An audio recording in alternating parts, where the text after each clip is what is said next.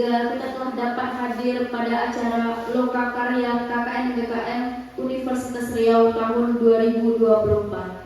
Acara yang pertama yaitu kata sambutan yang akan disampaikan oleh Ketua KKN BKN Universitas 2024 kepada Muhammad Rifki, disilahkan. Saya Muhammad Rifki dari Ketua Tim KKN Desa Bogong 2024 mengucapkan terima kasih kepada semua warga ataupun perangkat desa yang telah hadir. Acara selanjutnya adalah patah kata dari staf pemerintahan desa. Dalam hal ini akan diwakili oleh Bapak Ketua BPD, Bapak JS Gunawan SE, kepada Bapak waktu dan tempat, disilahkan. Penghargaan yang setinggi-tingginya dan titip salam kami untuk Ibu dosen pembimbing lapangan, Ibu DPL, Ibu Rina Susanti, SOS MSI, yang telah bersedia bersusah payah membimbing anak-anak dari KKN ini untuk dapat melaksanakan KKN-nya di desa kami. Untuk pertama sekali saya ingin memperkenalkan sosok hebat di balik kami, yaitu Ibu Runa Susanti, SOS MSI. Beliau adalah dosen pembimbing lapangan kami yang membantu kami dari awal hingga akhir dalam penyusunan program kerja hingga terbentuknya program kerja dan terjalankannya program kerja kami. Izinkan saya memperkenalkan para anggota. Ada Muhammad Rifki sebagai ketua, Fadila Santika Putri saya sendiri sebagai sekretaris, Tri Amanda sebagai bendahara, Ferdi Juanda sebagai koordinator lapangan, Salsabil Fauzan dan Safira Tomoko sebagai dokumentasi dan publikasi, Putra Hadi Harja sebagai humas. Selanjutnya ada Filipi Tarigan konsumsi, Sabina Ramadhani juga konsumsi, Sandi Putra Pratama juga humas, dan Febrika Julius adalah humas juga, dan Aris Marsha adalah konsumsi. Seperti yang disampaikan tadi, program-program yang kami jalankan terdapat 3 program. Yang pertama yaitu Bank Minyak Jelantah, yang mana ini adalah program unggulan kami. Selanjutnya adalah keripik batang pisang atau kebas, dan yang terakhir adalah pemberdayaan bunga telang. Sesuai program kerja tadi, kami akan mempresentasikan satu-satu programnya, mulai dari latar belakang program dan menuju hasil dari kegiatan tersendiri. Untuk program yang pertama yaitu program Minyak Jelantah. Dalam hal ini penanggung jawabnya adalah Muhammad Rifki, Fadila Santika, saya, ada Sabina Ramadhani dan Putra Hadi Harja. Cuman dalam hal ini akan disampaikan oleh PJ yaitu Muhammad Rifki, kepadanya disilahkan. Saya sebagai penanggung jawab dari program Bank Minyak Jelantah akan sedikit menjelaskan apa saja yang telah kami kerjakan, latar belakang dan juga hasil dari program yang telah kami lakukan ini. Bank Minyak Jelantah ini adalah inisiatif dari tim KKN kami sendiri membuat sebuah bank yang poskonya itu bekerja sama dengan kantor BPD, yang dimana di sana kami menerima Bank Minyak Jelantah. Terbelakang kenapa kami membuat program ini adalah kami lihat bahwa minyak jelantah adalah hal yang selalu dibuang sembarangan dan juga selalu digunakan secara berulang. Sedangkan penggunaan secara berulang dan juga pembuangan secara sembarangan itu berbahaya bagi lingkungan maupun tubuh kita. Maka dari itu kami membuat bank minyak jelantah supaya minyak jelantah yang dibuang dan juga digunakan itu diberikan kepada kami, yang nantinya akan kami buat menjadi sebuah produk baru ataupun potensi ekonomi nantinya. Dari alur kegiatan kami sendiri yaitu adalah tanggal 21 Juli 2024 melakukan sosialisasi pertama terkait program kerja Bank Minyak Jelantah. Nah, setelah itu tanggal 31 Juli 2024 kami melakukan pelatihan pembuatan minyak aromaterapi. Itu tanggal 29 Juli 2024 kami melakukan pelatihan kedua pembuatan minyak aromaterapi. Pelatihan kedua ini kami lakukan di Dusun Megasari. Nah, hasil program kerja kami yang pertama adalah dengan program ini kami menyadarkan kepada masyarakat bahwa minyak jelantah yang selama ini selalu dibuang atau digunakan hingga habis itu memiliki nilai jual dan juga potensi ekonomi yang dirubah menjadi nilai. Juga yang kedua adalah meningkatkan kesadaran masyarakat akan bahaya minyak jelantah. Seperti yang saya bilang tadi, minyak jelantah itu berbahaya bagi tubuh kita jika kita gunakan secara berulang. Karena proses penggorengan secara berulang itu dapat menyebabkan zat-zat bahaya dari minyak jelantah sendiri.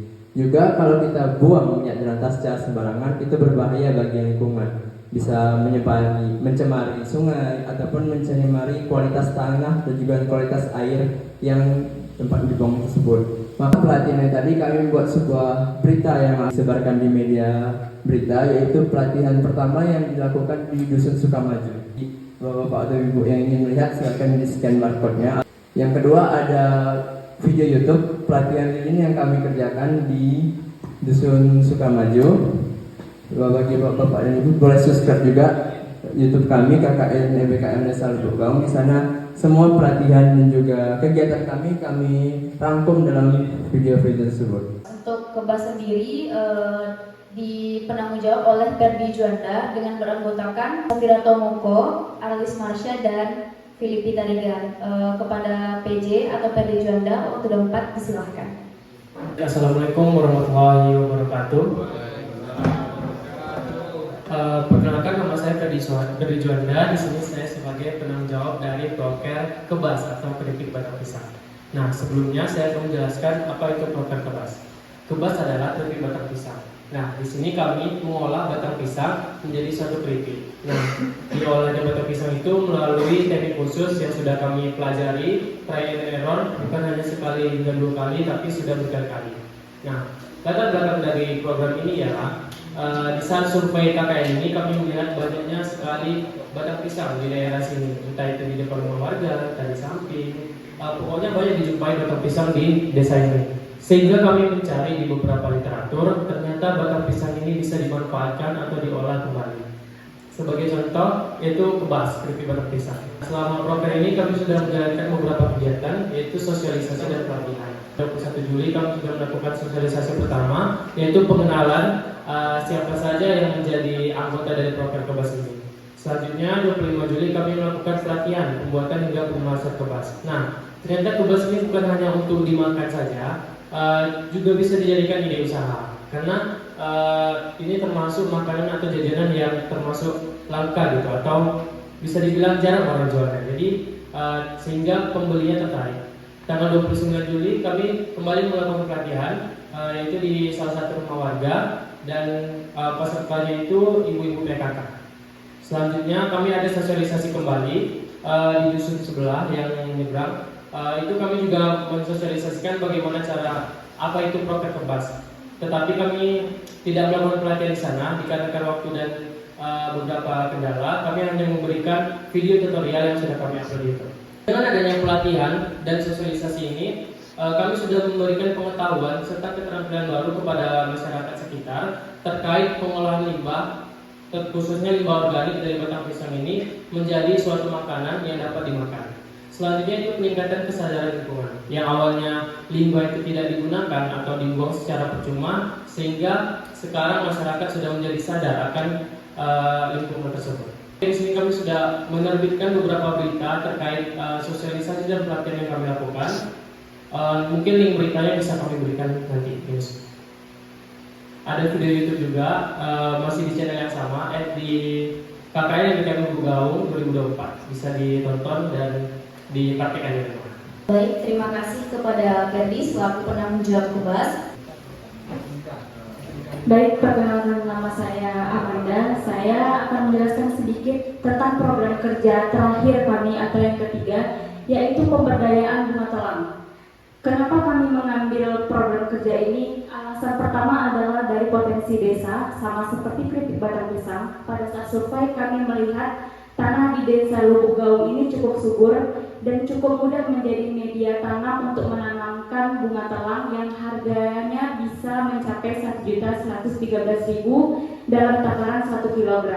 Ini tujuannya juga sama seperti kebas dan minyak jelantah, yaitu untuk memberdayakan ekonomi masyarakat desa Lubuk Gaung, meningkatkan sumber ekonomi baru, dan memberikan pengetahuan serta ilmu baru tentang manfaat dari bunga telang. Kami melakukan penyemaian bunga telang pada tanggal 4 Juli 2024 dan kami sampai di desa Lubuk Gaung ini pada tanggal 13. Jadi sekitar seminggu sebelum keberangkatan kami telah menyemai bibit bunga telang ini. Kemudian pada tanggal 6 Juli sampai tanggal 13 Agustus perawatan bunga telang, kami merawat seluruh bibit yang telah kami tanam di Pekanbaru di posko, dan kemudian setelah tinggi mencapai 5 cm kami memindahkan kepada mitra mitra kami, yaitu Kak Mutia. Di rumah Kak Mutia sembari kami rawat bersama Kak Mutia yang siram 1-2 kali sehari. Pada tanggal 21 Juli 2024, sosialisasi manfaat dan cara penanaman yang kami lakukan di kantor BPD, yaitu sosialisasi pertama tentang pemanfaatan bunga telang yang dihadiri dengan masyarakat Lubuk Gaung. Pada 8 Agustus sosialisasi lagi manfaat dan cara perawatan di Desa Megosari yang kami memperkenalkan juga apa itu manfaat bunga telang dan bagaimana cara merawat dari bunga telang tersebut. Tanggal 14 Agustus kami memberikan pelatihan kepada masyarakat Desa Lubuk Gaung tentang bagaimana cara pengolahan dari bunga telang itu tersebut, yaitu bunga yang sudah dikeringkan seperti ini bisa dibuat menjadi teh, puding, dan juga bisa dimanfaatkan untuk teh herbal yang bisa diminum setiap hari. Serta kami juga mengadakan pembagian bibit bunga telang gratis kepada seluruh masyarakat yang hadir pada program pelatihan di kantor BPD pada tanggal 14 Agustus. Yang tujuannya adalah agar semua masyarakat Lubuk Gaung merasakan bagaimana manfaatnya dan bisa terus memberdayakan bunga ini, karena memberdayakannya cukup mudah hanya dengan menunggu sampai berbiji dan bisa ditanam kembali. Kami juga memberikan ke beberapa kelompok seperti saran Pak BPD, kami meletakkan sekitar 25 bibit di rumah Kak Mutia yang tujuannya bisa dinikmati bersama ketika panen raya untuk seluruh masyarakat Dusun Sukamaju. Hasil program kerja bunga telang adalah meningkatkan sumber daya manusia dan pemberdayaan masyarakat. Sama seperti program-program kerja sebelumnya, tujuan kami adalah untuk meningkatkan sumber ekonomi, sumber pemberdayaan masyarakat dengan mengadakan program kerja yang bernilai jual tinggi. Setelah kami melakukan pelatihan sosialisasi dan uji coba produk, kami juga menerbitkan berita pelatihan bunga telang di website terpercaya yang bisa ibu-ibu, kakak-kakak, bapak-bapak lihat. Ada banyak berita yang kami terbitkan. Mungkin hanya itu yang dapat saya sampaikan. Kurang lebihnya saya mohon maaf yang sebesar-besarnya. Saya akhiri. Assalamualaikum warahmatullahi wabarakatuh. Di layar atau bisa dilihat juga di hasil print buku yang kami cetak. Ada daftar isinya. Yang pertama ada sejarah dari Desa Lubuk Gaung, ada data populasinya, ada potensi desa, ada lembaga desa, ada organisasi kemasyarakatannya, dan ada potensi desa yang mulai dari potensi perkebunan, potensi peternakan, potensi keseniannya juga. Program desa ini nantinya akan kami serahkan ke kantor desa, kepada pemerintah desa. Dalam hal ini akan diwakili oleh Bapak Riko, kepada Bapak Riko. Untuk leaflet sendiri ada berbagai macam infonya, dan ini nanti akan kami tinggalkan juga di kantor desa dan kantor BPD. Ada sedikit kenang-kenangan dari kami KKN Unri untuk kantor desa, mungkin bisa diserahkan ketua. Semoga bermanfaat. Ini boleh dipajang di kantor desa, Pak. Itulah yang dapat kami presentasikan dalam Lokakarya KKN MBKM Universitas Riau 2024. Kami dari tim KKN MBKM 2024 mengucapkan terima kasih yang banyak kepada warga desa, pemerintah desa, dan seluruh staf-staf yang sudah membantu dan menyemai acara kali ini, dan dari awal kami kedatangan sampai kepulangan kami besok harinya. Kami izin pamit undur diri untuk pulang ke Pekanbaru pada hari Jumat besok pagi. Warahmatullahi wabarakatuh. Lokakarya KKN MBKM Desa Lubuk Gaung sesuai